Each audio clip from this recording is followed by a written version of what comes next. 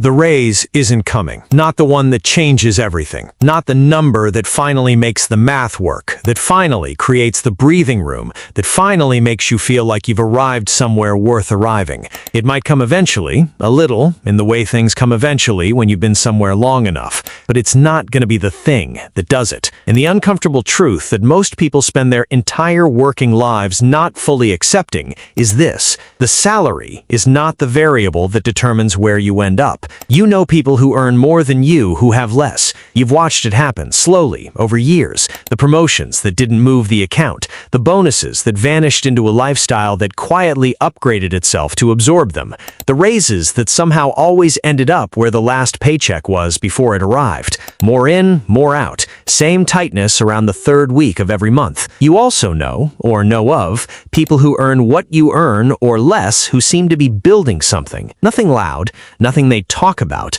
just a quiet accumulation that shows up in the decisions they make, in the ones they don't. The difference between those two groups is not income. It's 9 decisions, small ones, the kind that don't feel like financial decisions at the time, the kind that happen in ordinary moments, at a red light, in a group chat on a Sunday night, on a Thursday morning when the app is open and the balance is looking at you. Here they are. Decision 1. You stopped upgrading when the upgrade became available. Your colleague James got the same raise you got in April, 4%. Real money, not life-changing money, but real. By the following month, he'd moved into a better apartment, nicer building, 1 more bedroom, closer to everything he already goes to. He showed you photos at lunch. The countertops were nice. The light was good. You told him it looked great. You didn't tell him what you were thinking, which is that you've watched this exact sequence happen before, not to James specifically, but to the version of yourself that existed at 26, when more money arriving felt like permission, when the gap between earning and spending was something you deal with later,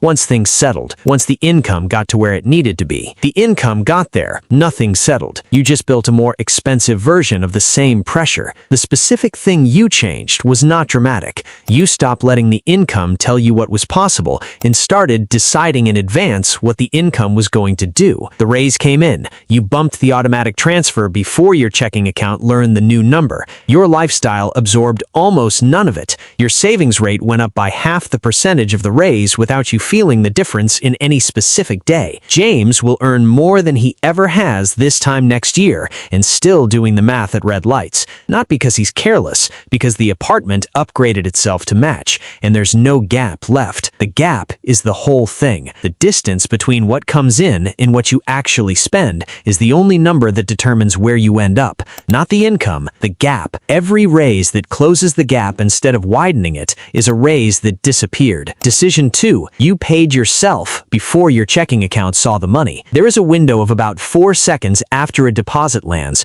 where your brain registers the total is available. All of it. Everything sitting there, spoken for by nothing yet, temporarily belonging entirely to you. That window is where most of the money goes. Not in one moment, not in one bad decision, but in the accumulated weight of 100 small choices made against the backdrop of a number that felt, briefly, like more than it actually was. The decision that changes this is not willpower. Willpower runs out. It runs out on Tuesday evenings and Sunday nights, and any moment when you're tired and the card is already open and there's a version of this that sounds reasonable. The decision is automation, moving money to savings and investment accounts on the day the paycheck arrives, or the day after, before the checking account has a chance to get used to the new number. You set it up once on a Tuesday night, tired, still in your work clothes, because you knew if you waited for a moment that felt more organized, it would not happen. 40 minutes, 3 accounts,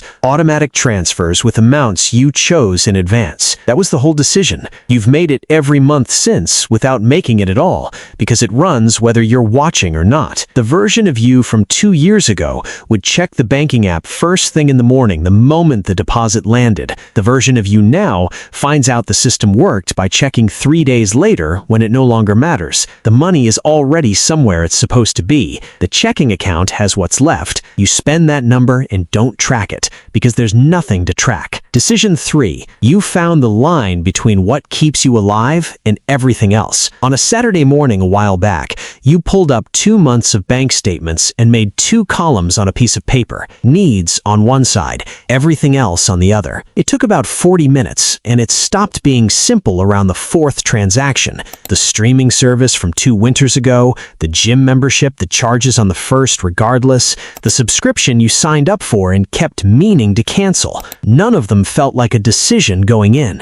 They felt like background noise, small amounts that lived below the level of attention. When you added them up, they were not below the level of attention. What the exercise did was reveal the floor, the actual number in dollars per month that it costs to maintain your life. Rent, utilities, groceries, the essential functioning of being housed and fed and mobile. For you, that number came out to just under half of what lands in your account each month. Knowing that changed something, because if half of what you earn is genuinely committed to keeping your life running, that means the other half has always been available. It was not vanishing into necessity, it was vanishing into decisions made one small amount at a time, never quite large enough to feel like a decision, until you put them in a column and the total was real. You canceled 3 things that afternoon, not because 3 things would change your net worth, because the act of deciding was the thing, the pause before the spending. That muscle, practiced consistently, is worth more over 10 years than any single financial product you could put money into. Decision 4. You built the account that absorbs the bad Wednesdays. The call came on a Wednesday morning. Your car, the word rotors, the number $430. 2 years ago, that call had a specific texture, the math in your head before the mechanic finished the sentence. Which card had room, whether you could split it, what you'd tell yourself to make it feel like it wasn't going to follow you for 3 months. This time, you opened the app in the waiting room, transferred $430 from the savings account you'd been building for 14 months, paid Dale the mechanic, and drove home on brakes that didn't grind anymore. That was the whole moment. No spiral, no week-long wait of it, just a number moving from one account to another the way numbers are supposed to move. The account had not started large. It started with $200 on a Saturday after you did the 2-column exercise and felt something between embarrassed and resolved. It grew slowly in the way things grow when you're not watching for it to grow. $50 a paycheck some months, more when something didn't come up. What it bought was not security in the abstract. It bought that specific Wednesday. The problem staying the size it actually was, instead of expanding to fill every available corner of your anxiety in the 3 months after it. Nearly half of adults in this country could not cover a $1,000 emergency from savings without borrowing or charging it. You were in that group not long ago. Not because you were careless, because you had never separated the money that was supposed to sit still from the money that was supposed to move, and it had all been one blurry pile that ran out around the 3rd week of every month. The account is not exciting. That is exactly what it is supposed to be. It sits there, earning a little interest, untouched by the vacation you're not planning, or the dinner you decided not to charge. It waits, and when the Wednesday comes, it absorbs the Wednesday. The next question stops being whether you can survive the unexpected. It becomes what you're going to build now that the unexpected has somewhere to land. Decision 5. You stopped carrying the debt that was charging you rent on your own money. You opened both balances one night instead of scrolling past them, put them next to each other, looked at the interest rates the way you'd been avoiding looking at them. One card at 22%, one at 17%. Between them, a number you'd normalized into the background of your financial life, the way you normalize the sound of traffic outside a window you've had open for too long. Here is what 22% actually means. Every dollar you carry on that balance costs you 22 cents a year to borrow. The dinner you charged 4 months ago is not the price on the receipt anymore. It is that price plus every month that is sat there being borrowed. The trip is still on the tab. The thing you bought because it was on sale and you'd handle it next month is still there, larger than you left it. You did not make dramatic payments. You did not change your life. You just identified the highest rate balance and sent every extra dollar you could find toward it. minimum on everything else. Not a large amount, just the amount that was available after the automatic transfers ran and the essentials were covered. The night the first card hit zero, nothing looked different. No notification arrived with any ceremony. You just closed the app knowing that tomorrow cost a little less than it did today. That is the quietest version of a head that exists, and it compounds in the exact same way wealth compounds, just pointed in your direction instead of theirs. Decision 6. You took the free money before you did anything else. The email from HR came in October. Open enrollment. You had deleted the same email the previous 2 years without reading past the subject line. This year, you opened it. Buried in the third paragraph was a sentence that took you 2 reads to fully absorb. Your company matches 100% of your contributions up to 4% of your salary. You had been contributing 0% for 2 years, which meant you had been turning down the equivalent of a guaranteed 100% return on a dollar you hadn't even put in yet, every single paycheck for 2 years, because the form had seemed complicated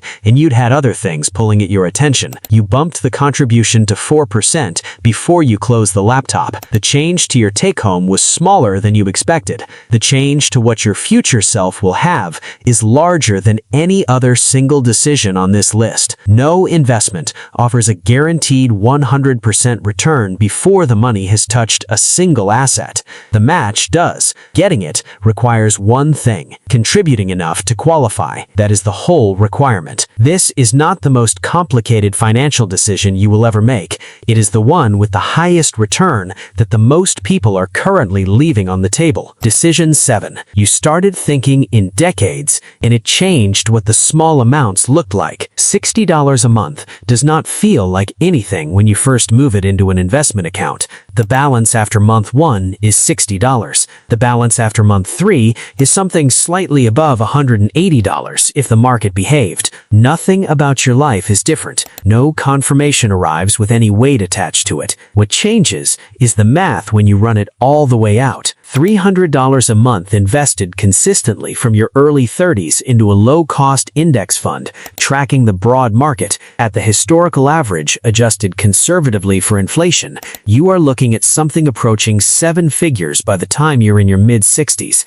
Not because you picked the right stock, not because you timed anything, because you started a direction and nothing interrupted it. You put the number away when you found it, not to obsess over it, just to know that a version of the math exists where the modest, consistent amount is not too small to matter, where the Tuesday night with $60 in a target date fund is in fact the beginning of something. The shift that happens when you start thinking in decades is not motivational, it is practical. Decisions that look like nothing in the moment look like something completely different when you extend the timeline far enough to see what they build. The small amount is not the obstacle. The obstacle is the belief that the small amount is not worth the behavior. Once that belief changes, the behavior becomes easy, and the behavior sustained over a decade does what the salary increase never quite managed to do. Decision 8. You stopped performing the financial stress. There is a version of talking about money that is purely social.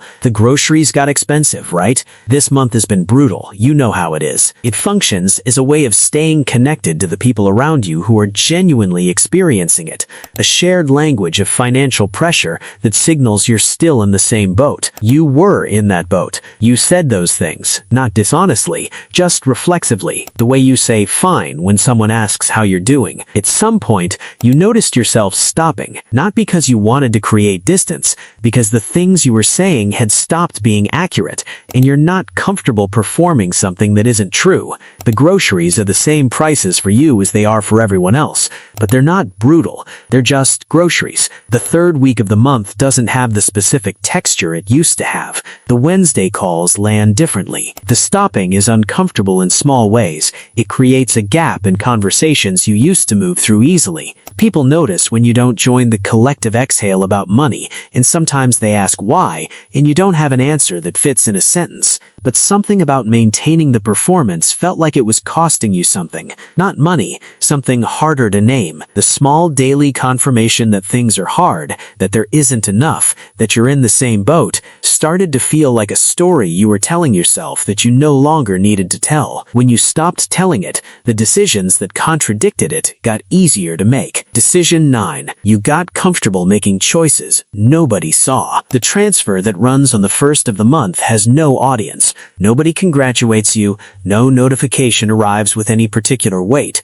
The money moves and the day continues, and there is nothing in the external world that reflects the fact that you just did the thing most people in your position are not doing. This is the one that takes the longest to make peace with, because so much of how we understand financial progress is through signals that other people can read. The car that says something, the apartment that communicates a tier, the purchase that proves a level, the financial identity constructed outward, visible, legible to whoever's watching. The wealth that actually builds is invisible by design. It lives in accounts nobody is looking at. It grows in the background of a life that looks from every external angle like a regular life. The Honda that runs fine, the apartment that's fine, the lunch from the place on the corner. What's invisible is the gap widening every time the income rises and the lifestyle doesn't follow it. The shield absorbing the bad Wednesdays. The investment account doing what investment accounts do when nobody interrupts them.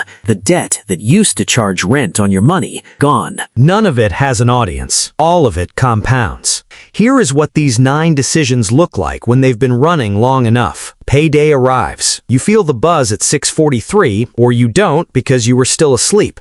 You do not open the app. You do not do the math in the parking lot or at your desk or in the elevator. You know that what needed to happen already happened. The transfers ran. The accounts have what they're supposed to have. What's in checking is the number that's actually yours, already accounted for on every other end. Your colleague, James, got another raise last month. You know because he mentioned it at lunch. He's thinking about a bigger place. You told him it sounded great. You drove home in the same car you drove home in last year. The apartment is the same apartment. Nothing about your life from the outside looks like anything is happening. What's happening is quieter than that. It's the gap widening by a percentage point every time the income moves.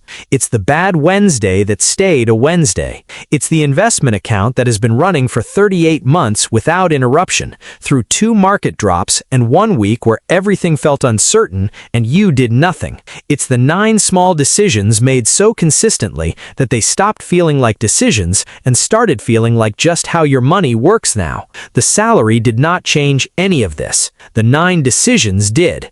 And the one you make next, in the specific ordinary moment where it presents itself, is the one that either continues the direction or doesn't.